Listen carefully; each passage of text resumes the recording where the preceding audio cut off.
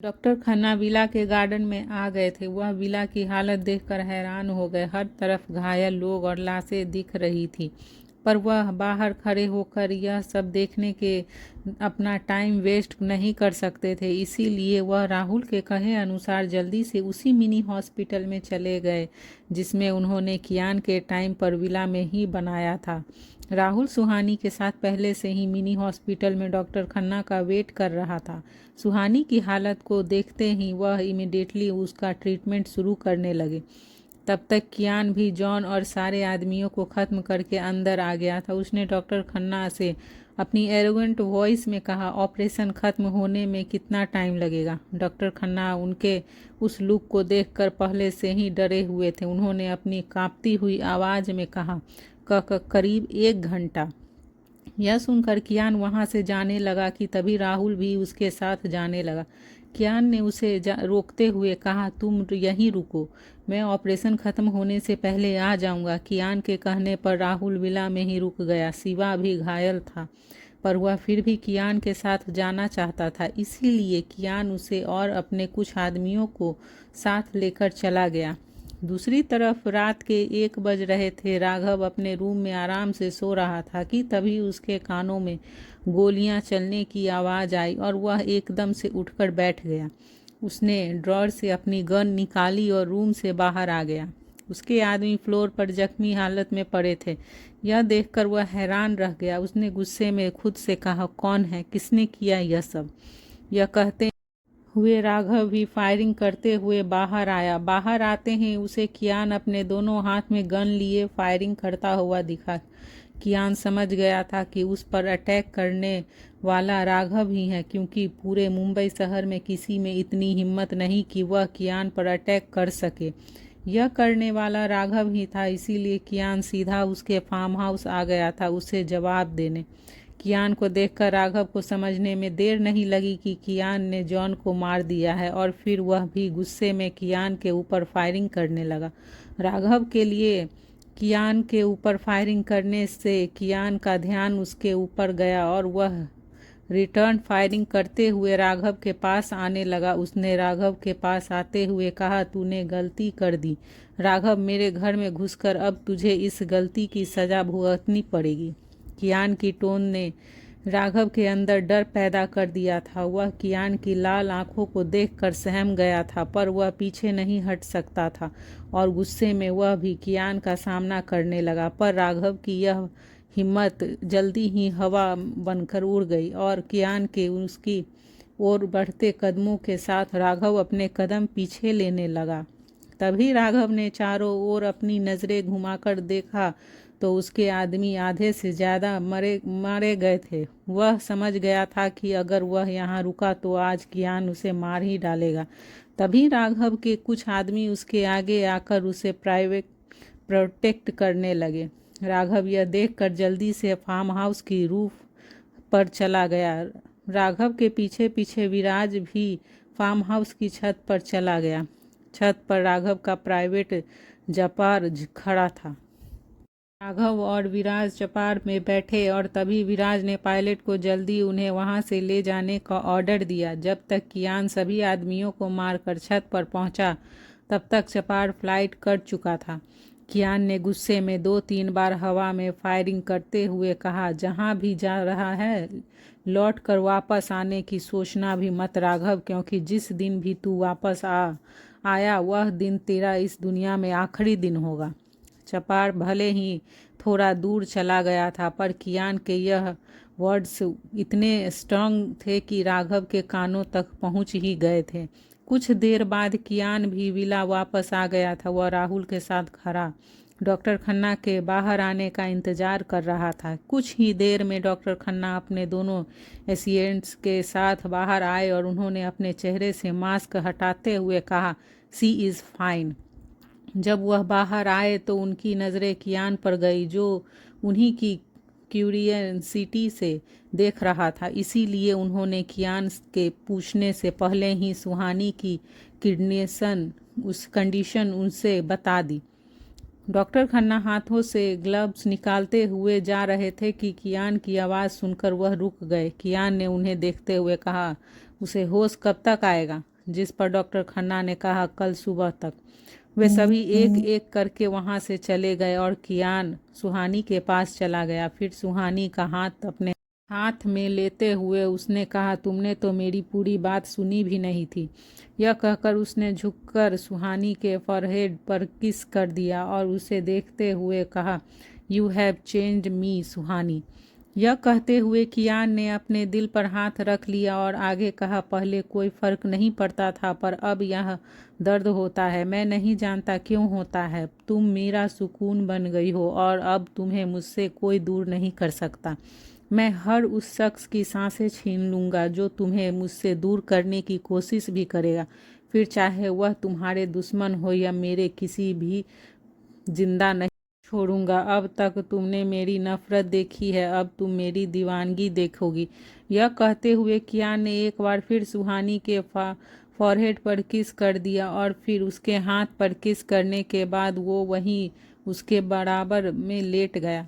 सुहानी को ऐसी हालत में देखकर कियान खुद नहीं जानता था कि सुहानी को लेकर उसके दिल में कैसी फीलिंग थी। आज उसने अपनी उस फीलिंग को एक्सपेक्ट कर लिया था। साथ ही उसने सुहानी के सामने अपनी फीलिंग को कन्फेस भी कर लिया था। सुहानी ने होश में आते ही धीरे धीरे अपने आंखें खोली। उसे अपने गाल और नेक पर किसी की गर्म सांसें महसूस हो रही थी। तभी उसने अपनी कमर पर हैवी वेल्ट फील हुई। सुहानी ने अपने एक हाथ से छूकर देखा तो वह किसी का हाथ था। फिर अब उसने तिरछी नज़रों से देखा तो कियान उसके बराबर में ही सो रहा था और वह अपने एक हाथ से सुहानी की कमर को पकड़े हुए था। कियान को ऐसे सोता देखकर उसके होठ पर एक मीठी स्माइल आ गई। सुहानी ने अपने एक हाथ से कियान के चेहरे को छुआ और उसके होठों पर थोड़ा आगे बढ़कर किस कर लिया। सुहानी की सांसें जब कियान की सांसों में घुली तो कियान की आंखें खुल गई। आंखें खुलते ही उसके सामने सुहानी का मुस्कुराता हुआ चेहरा था। कियान ने सुहानी को मुस्कुराते हुए देखकर कहा, मैं हर सुबह आंखें खोलते ही इस चेहरे को देखना चाहता हूँ। कियान की बात सुनकर सुहानी ने उसे देखते हुए अपनी पलकें धीरे से झपका दी। कियान ने लेटे हुए ही उसे अपनी बाहों में भर लिया, पर तभी सुहानी के मुंह से दर्द की आह निकल गई। कियान यह देखकर जल्दी से उसे दूर हुआ और उसकी इंजरी को चेक करने लगा। तभी सुहानी ने उसका हाथ पकड़ लिया और धीरे से कहा, मैं ठीक हूँ। सुबह हो गई थी। पिछली बार की तरह इस बार भी डॉक्टर खन्ना और उसकी टीम को मेंशन में ही होस्टेज बनाकर रखा गया था। डॉक्टर खन्ना सुहानी को चेक कर रहे थे। कियान थोड़ा पीछे खड़े होकर डॉक्टर खन्ना को सुहानी का चेकअप करते हुए देख रहा था। जब डॉक्टर खन्ना ने सुहानी की कलाई को अपने हाथ में पकड़ा तो वह कुछ बोलते कि कियान की ओर देखने लगे। तभी वह कियान को देखते ही डर गए। कियान उन्हें खा जाने वाली नज़रों से देख रहा था। उसकी नज़रें डॉक्टर खन्ना के हाथ पर थी। उन्होंने जल्दी से सुहानी के हाथ को छोड़ दिया। डॉक्टर खन्ना ने कियान को एक नज़र देखकर मन में ही कहा, अच्छा हुआ कियान ने मुझे ऑपरेशन करते हुए नहीं देखा, वरना आज तो शायद शमशान घाट में मेरी चिता जल रही होती। फिर डॉक्टर खन्ना ने अपनी नज़रें नीची करके डरते हुए कहा, एक फीमेल नर्स को हायर करना होगा मैडम की ड्रेसिंग चेंज करने के लिए। उसके यह कहने के अगले पल ही कियान ने अपनी एरोगेंट आवाज़ में कहा, इसकी कोई ज़रूरत नहीं है। यह सुनकर डॉक्टर खन्ना और भी ज़्यादा नर्वस हो गए। फिर वो डरते हुए बोले, तो क्या सर मैडम की ड्रेसिंग मैं चेंज? डॉक्टर खन्ना की बात अभी पूरी भी नहीं हुई थी कि तभी कियान ने फिर से उन पर अपनी आंखों से ही वार किया।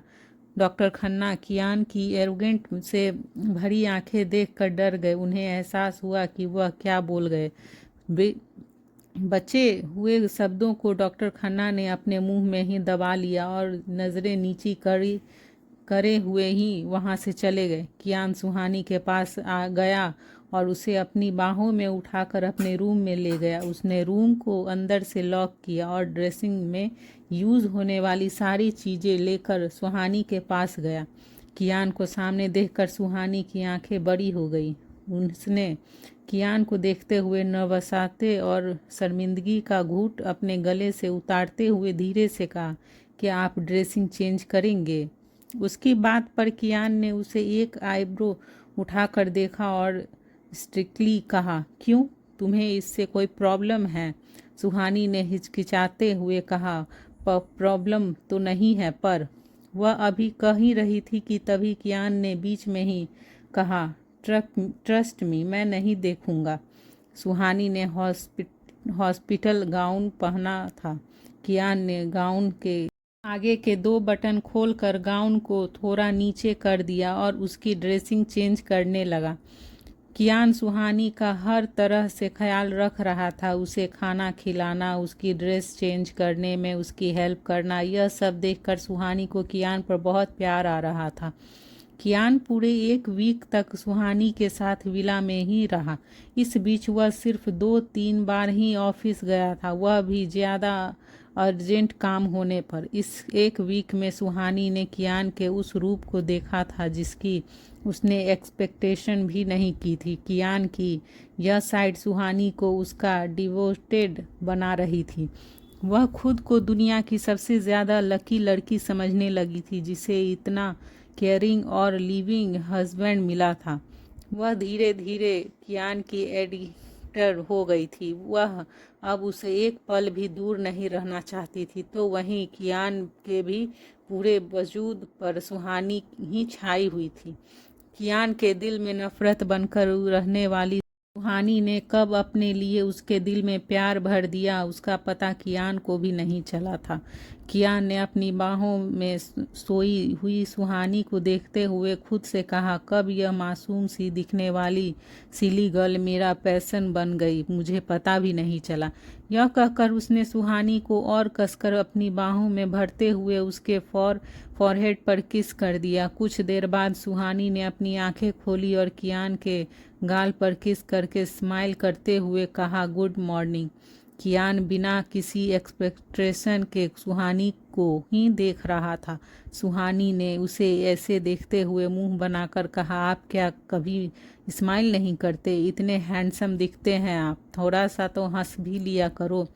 गवर्नमेंट ने स्माइल पर टैक्स नहीं लगाया है तो स्माइल करने में इतनी कंजूसी क्यों? यह कहते हुए सुहानी की नज़रें कियान पर ही टिकी थी।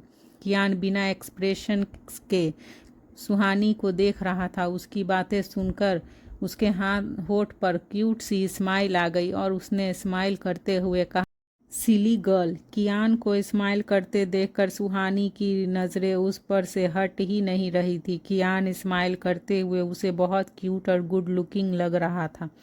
सुहानी ने उसे देखते हुए मन में ही खुद से कहा, ओह गॉड, इनकी स्माइल कितनी किलर है।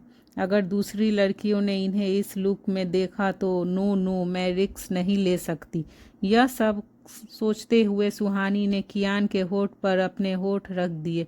सुहानी के इस एक्शन से कियान का कुछ ऐसा रिएक्शन था कि सुहानी अब पछताने लगी थी और मन में ही उसने खुद से कहा, यह मैंने क्यों किया। कुछ देर बाद जब दोनों अलग हुए तो सुहानी खुद को नॉर्मल करते हुए कियान को घूर कर देखने लगी और फिर अपनी भारी सांसों को कंट्रोल करते हुए उसने कहा, आप मुझे किसी दिन मार डालोगे।